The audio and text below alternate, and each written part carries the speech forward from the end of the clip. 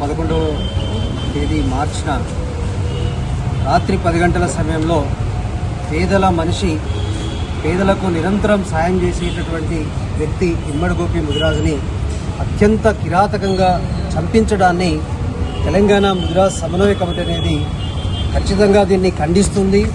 అదేవిధంగా ఈ యొక్క కుట్ర అనేది సాధారణంగా మేనల్లుడు లేదా మామల మధ్య ముడిపెట్టడాన్ని మేము కూడా తీవ్రంగా తప్పుపడతా ఉన్నాం. ఈ వెనుక అతిపెద్ద రాజకీయ కుట్ర ఉందని కూడా మేము బలంగా నమ్ముతా ఉన్నాం. ఎందుకంటే గతంలో కూడా 3 సార్లు అతనిపై ఇక అత్యాత్యం జరిగింది కాబట్టి ఆ విషయం మాకు రాష్ట్ర స్థాయిలో తెలుసు కాబట్టి మేము ఖచ్చితంగా చెప్తా ఉన్నాం. ఈ చంపినటువంటి మేనల్లుడు కావచ్చు, లేకపోతే అతను వెనుకున్న కావచ్చు, అతను వెనుకున్నటువంటి ఒక పెద్ద కుట్ర అనేది దాగి ఉంది. దీని వెనుక పెద్ద రాజకీయ కుట్ర ఉంది. ఎందుకంటే ఇతను కాబోయేటటువంటి జడ్పీ ఎన్నికల్లో జడ్పీ చైర్మన్ యొక్క రేసులో ఉన్నాడు కాబట్టి ఈయనని ఎలిమినేట్ చేస్తే మాకు రాజకీయంగా ఉపయోగపడుతున్న ఉద్దేశంతో ఇటువంటి చర్య చేసినటువంటి చర్యగా మేము భావిస్తూ ఉన్నాం. ఖచ్చితంగా దీన్ని పోలీసు వారు గుర్తించాలి. దాని వెనుకున్నటువంటి నిందితుల కాల్ రికార్డును మనం సేకరించాలి. వాటి వెనుక ఉన్నటువంటి ఏదైనా కుట్ర ఉంటే కూడా ఛేదించి నిజమైనటువంటి దోషులను కఠినంగా శిక్షించాలని మేము డిమాండ్ చేస్తూ ఉన్నాం.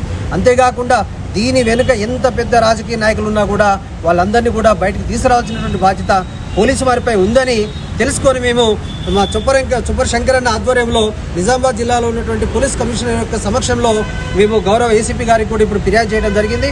ఖచ్చితంగా ఇక్కడ న్యాయం జరగకపోతే మేము రాష్ట్ర డీజీపీకి కానీ ముఖ్యమంత్రి కానీ కలిసైనా కూడా ఇమ్మడి గోపి ముదిరాజుకి న్యాయం జరిగేటట్టు కూడా మేము చూస్తూ ఉంటాం.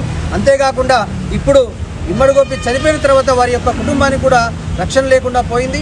ఆ కుటుంబ రక్షణ కూడా పోలీస్ బాధ్యత అని కూడా మేము మరొకసారి గుర్తు చేయడం జరిగింది.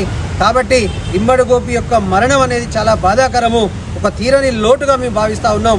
ముదిరాజు జాతిలో పుట్టినటువంటి ఒక ఎదిగినటువంటి నాయకులను వచ్చినట్టు తప్పుకుంటూ పోవడం అనే దాన్ని మేము తీవ్రంగా ఖండిస్తూ ఉన్నాం. ఖచ్చితంగా రాష్ట్ర ముఖ్యమంత్రి వారు, అదేవిధంగా డీజీపీ గారు, అదేవిధంగా కమిషనర్ గారు మీరందరూ కూడా కళ్ళు తెరవాలి.